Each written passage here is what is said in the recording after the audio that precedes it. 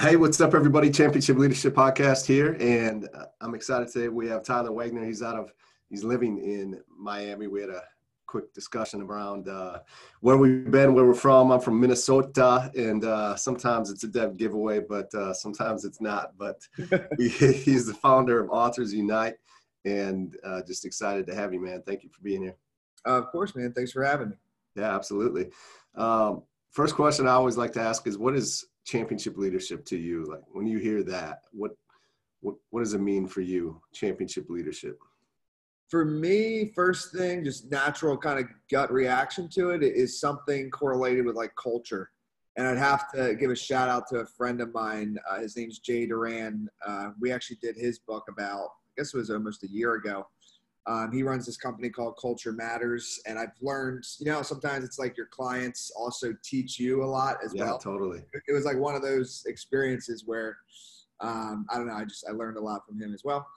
And I think it all starts from the top, right? So to me, if you have a good culture and you're a good leader, then your people that work for you, with you, however you want to word it, they are also almost just as engaged as you. Like Gary Vaynerchuk, I believe, kind of says that, nobody that works for you is going to be as in it as you are. But if you can get to like 80% or something, then that's pretty good.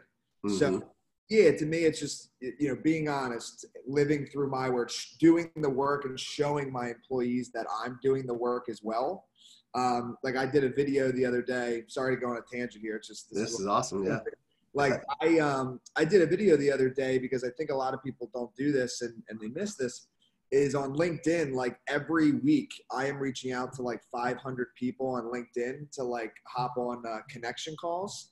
To potentially like collaborate. So I'll reach out with like local Miami entrepreneurs, and then I'll also reach out to like book publishers, ghostwriters, people that we could basically be partners in the work that I do. And and it's me, you know what I mean? Like, and I'm reading the same exact message. I copy and paste. Like I'm not, so for my employees that do sales for me, that's what I show them. I'm like, yes, even though I'm the leader of the company, like, I'm doing these things. I'm not getting paid for them directly, but it's these indirect relationships that you can build. So either way, I think it's just showing that you're putting in the work and other people see your success from the work you put in. It's kind of easy for them to be like, hey, it's working for you. I will follow the lead of that. So that's what I do. Yeah, I love that. Not only can they follow the lead of it, but like, it's such a great example of, hey, because let's be real, most founders, owners, I would say the majority of them, they've done the work at one point in time, but I think a big reason people become owners of companies is so that they don't have to do that work anymore. Yeah. And the fact that you're still doing it and leading by that example is incredible. Yeah, and we'll see where everybody's at in 10 years. I have no idea. But I think the leaders that do that maybe don't last as long, because I'm a big Gary Vee guy, you'll notice. This. I just think it's about, you have to actually like the process and not only be out for the outcome. Because I know what you mean. Like, there's definitely the shiny object syndrome, if you will, of being an entrepreneur and being like, oh, I could set this thing up and never have to work again. It'll just run on its own, which is possible in reality. Like, you can do it, but it's also like, you want to enjoy the process, So I actually, as weird as it sounds, I don't really mind reaching out to all these people. I like connecting with people. No, I'm not pitching. It's just like, hey, if business comes of it, great. If not, hey, you might, 100 people, maybe somebody, or maybe we're just friends. So yeah, I don't know. I'll never not like connecting with people. So I don't mind. Totally. No, that's great, man. I love it. We'll tell us a little bit more about you and Authors Unite. Where did that come from? Like, what put you on the path that you are today? Yeah. So a little background. I went to college at University of South Carolina. I just followed the palm trees, if you can't tell. So, yeah, right. I love it. San Diego, now I live in Miami. So I got as warm as you can possibly be in the United States. As far as I know, I don't think anywhere is warmer than Miami, I don't think. But so what happened is my major was actually accounting in college, Okay. and I hated it. But I had like read something that it was the highest paid salary directly out of college. So it was all like about the money, I was thinking. Yeah. Yeah. And but I like even the first accounting class, I was just like struggling. It just doesn't connect with me. So eventually I read this book, 4 Hour Work Week. Many people have heard of it, Yep. and just changed my whole mindset to make me believe that I didn't need the piece of paper to like succeed in life, meaning, you know, the graduation, whatever that piece of paper you get. And so I dropped out of school 2 years in. I had a lot of mentors because I had been doing this LinkedIn even before Authors Unite. Like I would just reach out to people. One of the things, and it's actually in my first book, is reaching out to conference coordinators when you're in college. And so what I would do is I'd reach out to conference coordinators and say, hey, like I'd love to help you with your event any way that you see fit, like setting up, help you get sponsors, whatever. But I can't afford it. Like I'm in debt. I'm a college kid, dropout now. I'm an aspiring entrepreneur. And you'd be surprised. Like the thing is, a lot of people want to help you. Like once you're on the other side of the fence, whatever you define success as, Yeah. a lot of people that have had success in entrepreneurship, they see the young entrepreneur that's trying, and it's like this feeling of wanting to give back. So I got a majority yeses. So no lie, what happened is 6 months later, I actually end up at this event called Mastermind Talks that I helped get sponsors. And I literally, Tim Ferriss was the keynote. So I meet Tim Ferriss at the event. Oh, wow. Everything comes full circle. And then from there, I talked to more mentors. I wanted to be a public speaker. They said root word of authority is author. So, you know, you're 20 years old, you don't really have an expertise. If you want to actually be taken seriously, get an expertise and write a book. So that's what I did, and it worked. I got paid to do a few speaking gigs here and there, but what took off quicker, kind of by accident, is a lot of people also wanted to write books and learn how to market them, which I had mastered at that point. And then Authors Unite was born, and you know now we're here today, 8 years later. But it's been branded as Authors Unite for about 6 years. Okay. So what was the book? What book did you write? Yeah, I didn't even name the title. I'm bad at. Leave me hanging here, man. Come on. It's called Conference Crushing. So it's actually like a little 70-page book. Yeah. And it's broken up into 3 parts. So what you should do before, during, and after an event to maximize your ROI. Okay. Return on investment for those that don't know. And yeah, it was my first book I ever wrote. I may have been 21 when it came out. And yeah, it did well. And it kind of, again, it was all kind of by accident, but what ended up happening is conferences wanted me to speak and kind of open up the event to like teach this. It's broken up into 17 principles and 3 sections to teach the room how to network effectively. So it was kind of like just perfect. It just fit. Yeah. And but I get a little nervous on stage, although it may not seem like it in this interview. Yeah. So public speaking, still working on it, but I kind of like the just being at home, chilling, and doing network personally. With that view that you have of the ocean. Yeah. Yeah. Like I'm good here. I am aware though, and I think it's something just to note, like public speaking can really take a business to the next level. A lot of my clients I work with that want to become authors, they're kind of using the book to leverage a speaking career.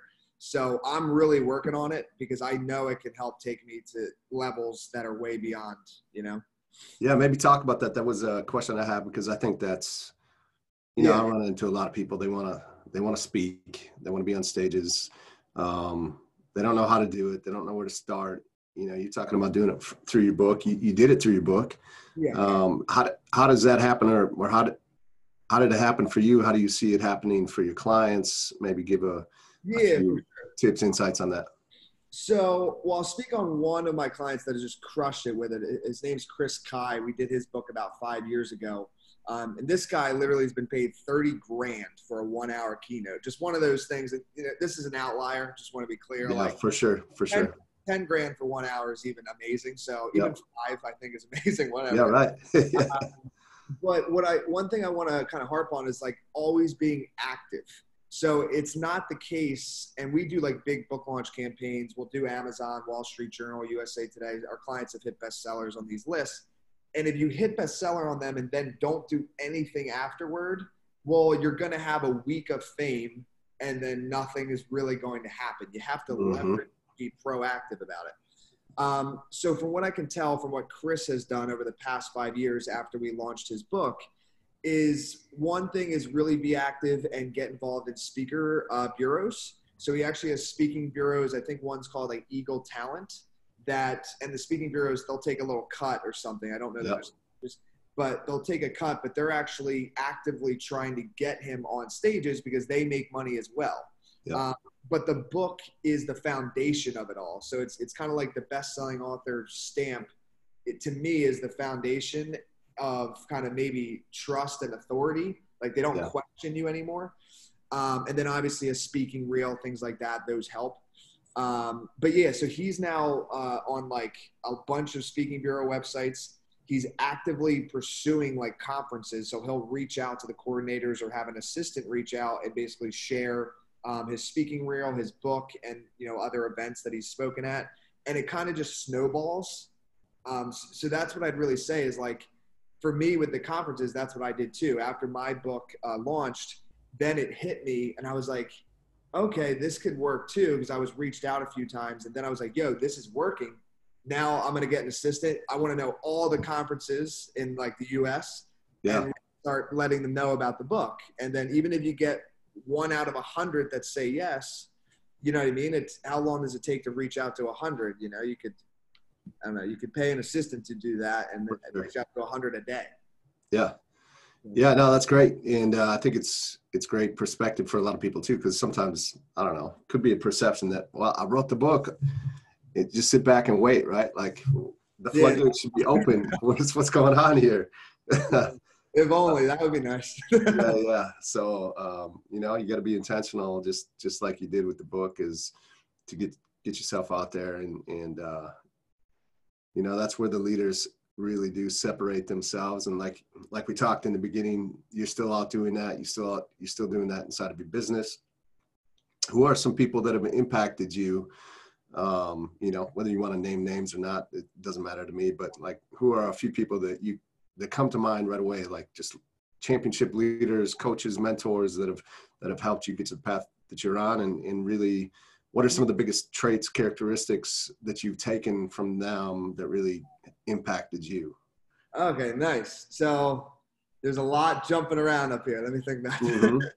Okay, well, I know you mentioned Gary Vee a few times. Yeah, so definitely. Well, Gary Vee, just because I think the transparency and actually seeing how much work he's putting into it, because he's the most prime example of like somebody I think who has not let the success get to his head and be like, hey, just because I'm worth this much or I make this much money, I'm too good to do these type of tasks. Like he's still doing like the things of just like replying on Instagram, you know, which is something, again, you could outsource, but it just loses the authenticity, I feel. So, you know, so he's definitely up there. Obviously, Tim Ferriss, just because his book literally did like rearrange my mindset and put me on the path to entrepreneurship.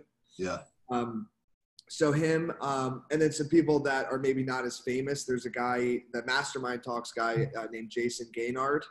You know, just for him kind of believing in me, if you will. You know, I reached out to him after I saw his event. We talked on Skype and he's like, yeah, help me find sponsors and you can come to the event. Like, so it's kind of a leap of faith for him to just trust that this 20-year-old kid with no experience would actually be worth, you know, I don't know. So I appreciate that. I mean, dad, mom, you know, of course. I think, I think the way you're raised, the older I get, I'm starting to notice that obviously you can change your ways and stuff as you get older, but your mind and stuff is shaped pretty thoroughly when you're younger. So I had a really good supportive like childhood and just have a really loving family. So it's something where although I have goals financially and stuff, I've always felt like I kind of already have what I need. Like I'm good from that standpoint. And I think a lot of people don't have that. So I'm just like grateful to have a family, you know, that's just like there. Yeah.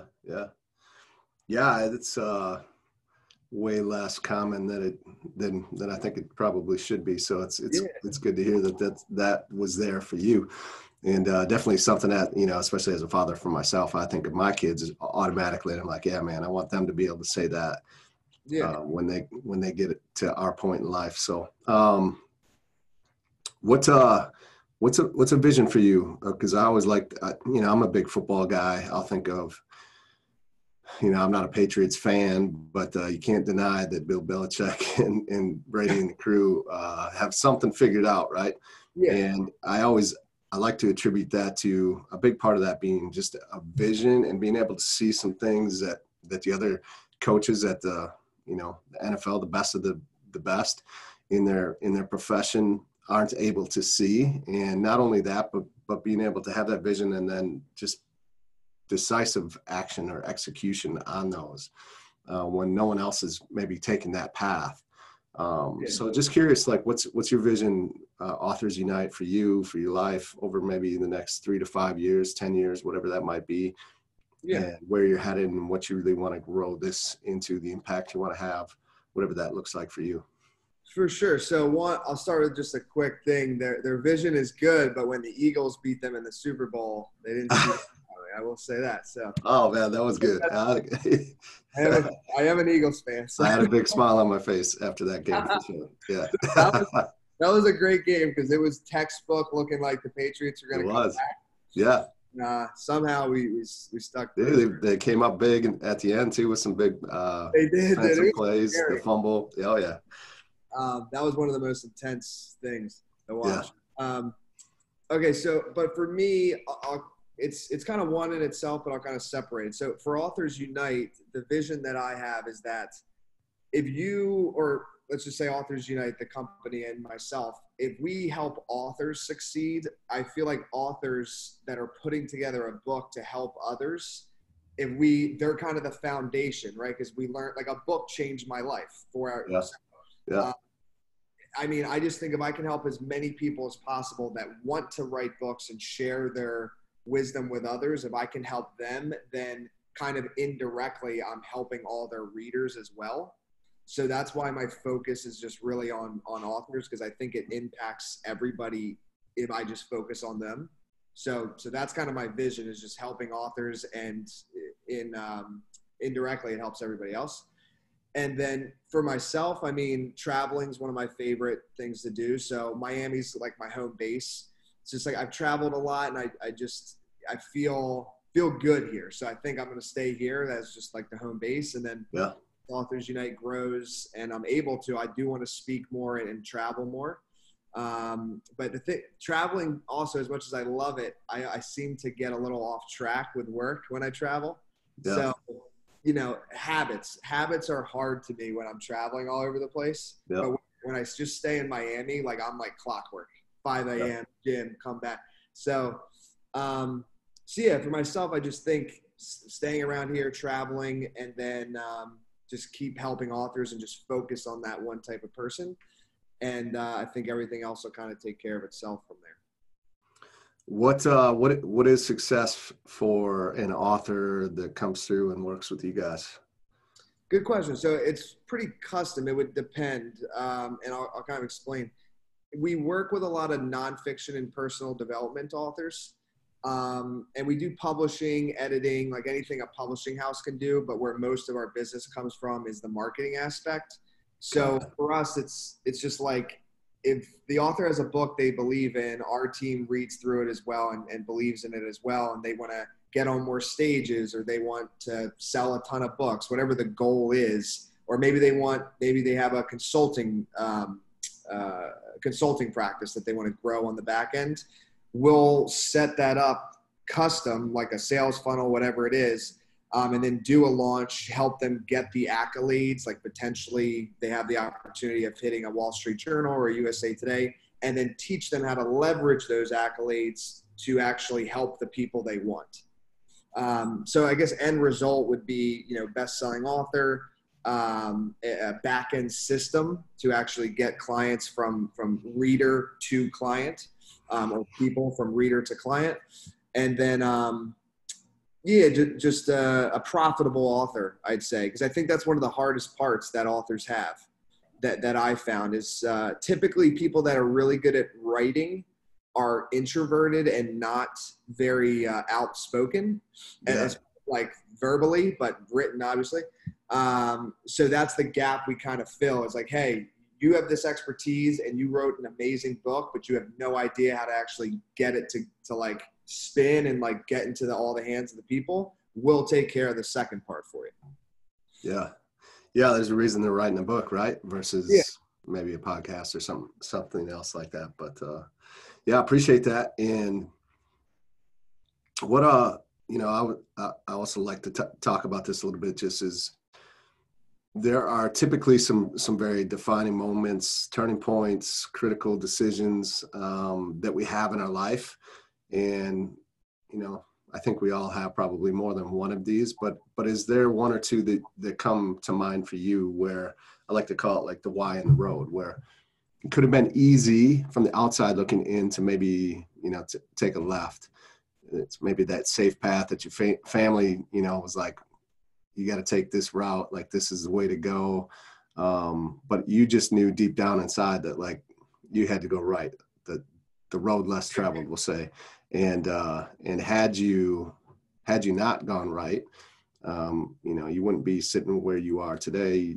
Authors Unite isn't a thing. Like, is there a moment or two that comes to mind right off the bat that you can share and just let the listeners know? So there's two that come to mind. One is just, the dropping out of school. Like, I think back, and again, just going back to the 4-hour work week, one of the things he teaches in there is to think, what's the worst that could happen? And I think a lot of times we create like fears in our minds that seem to be way worse than they really could be. So like dropping out of school, for instance, seems like this like whole big ordeal, which it was to me at the time. Yeah. But at the end of the day, if I had dropped out and let's just say Authors Unite didn't work out, the book didn't work out, everything failed, worst case scenario was I end up back at my parents' place, having home cooked meals and living a pretty good, pretty good life. Like, it wouldn't, no doubt. like, I'm actually like pretty good, So like, you can always go back to school, right? Yeah, or back to school. And I know everybody doesn't have that. So I do, obviously, like, I have a good foundation backing me. So just putting that out there, like, I get that. But I had created this thing in my head where if I dropped out and I failed, I would be humiliated. Like, I'd be, I think they call it like a super senior or something. Like, I'd be with the class below me if I had to go back to school, and it would be embarrassing. All these kind of like ego things that just don't matter at all. Like, it was, so it was that. And then the second one that's kind of a funny story is with the mastermind talks is when I grew up in Philadelphia area. And when I was invited to go to mastermind talks, that was actually up in Canada. And I was driving through the Niagara Falls, like, border. And I had a bunch of stuff packed because I was also going to intern with him. So I lived up there for 6 months. And this was right after I dropped out of school. So I go to the border and they pull me to the side and question me, which I don't know if anybody's been like questioned at borders and stuff, but it's intense. Like, I have been, yes. It's not fun. Yeah. So I'm sitting there and I didn't even think this was like a possibility. So I was not prepared. And I had all my stuff packed. And this woman, police officer or border patrol, she starts asking me like, hey, why do you have all these things like plates, bed sheets, all this stuff? Are you like going to take a job here? And I was like, no, I'm interning and I'm not getting paid because you can't, there's things with different countries. You can't like get paid or something. I can't explain it fully. Yeah. So, and it was true. Like, he was not paying me. So either way, they deemed it though that it seemed fishy, I guess, and they turned me around. So I drove 7.5 hours to the border and I got turned around, had to drive all the way back to home. And my mom's, at that time I had like no money. So she was like, I can get you a hotel. But I just was like, I think the rage was just in me. I was like, what am I going to do? So I drove all the way back home. So it was like 15 hours one day. And those next 2 weeks where I was at home, I really was like kind of scared because I was like, I don't know if I'll be able to get in. Once you get flagged once, like I have a red flag forever, I think, on my Canada. Anytime I'm going to enter Canada, they're going to be like, yo, this guy's shady or something. Yeah, right. Yeah, you had plates and sheets. Yeah, I know. Like, oh man, I'm doing something bad. But what this is what ended up happening is then the guy Jason, he actually then 2 weeks later, I gave it another try, and he met me at the border just in case which they did pull me to the side again, but it was a different person, and he didn't have to, but he was prepared to like talk with them as well. Yeah. But either way, I got through. But hey, after that, I mean, it was pretty terrible. I may have not decided to try again and just be like, Yeah. hey, Right. Yeah. So those 2 moments were pretty pivotal.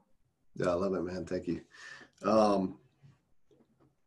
As we wrap up here, what are one or two things that you could leave with the audience, the listeners, to just help them maybe put something into action right away to help them move forward in life that would benefit them? Yeah, so I'm a little biased here, but it's just my experience. I think a book is like the foundation of you and your business. So I don't lean towards the side of like writing a book just for a business card. Like write a book you're proud of, but I do think it should be one of your first priorities. Just because I've seen it change people's lives, like my own and others, like their life and their business. So I think it should be one of the first things that you really do. And to take action on it, don't be so caught up in perfecting it. Just allow yourself to write a first draft that is probably going to be pretty terrible, but at least you have something to work with and mold and edit. And then after 5 to 10 edits later, you'll have something really good that you're proud to share. So don't let perfection hold you back, from getting the book out there. Man, that's so true in everything, right? I mean, there's so many stories that people have of that just like these limiting beliefs or whatever it is that, and none of it's true, but it just keeps people stuck and paralyzed and like not ever doing the things that they always kind of deep down wanted to do. So yeah, just do it. I can say that. Like you talked about your first book, it was like 70 pages, I think you said. I think mine was like 63 and it was horrible.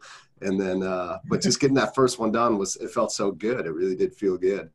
Yeah. And it's a little bit, you feel a little naked, right? Like you're kind of putting yourself out there. But after that, I've done 2 more since then. So it definitely gets easier. So yeah, I love that advice, man. Yeah, I agree. Yeah. What are a few ways that the folks here listening can follow you, find you? Obviously you got authorsunite.com. But yeah, what are a few other ways we can follow you and get more from you? If you're interested in working with us, I mean, authorsunite.com is the best way to connect with me. Like personally, probably Instagram. So it's just Tyler B. Wagner. Middle name's Benjamin. So yeah, I love it. Do you have a podcast? Yeah, I do. That's called the Authors Unite Show. Okay, perfect. So yeah, we'll get those all linked up, and I really appreciate you taking some time out of your day. I'm sure you're planning on hitting the beach today or something. A little bit later, I think. Looks like a beautiful day. So thank you so much for being here, man. I appreciate it. Of course. Thanks for having me. Have a good day.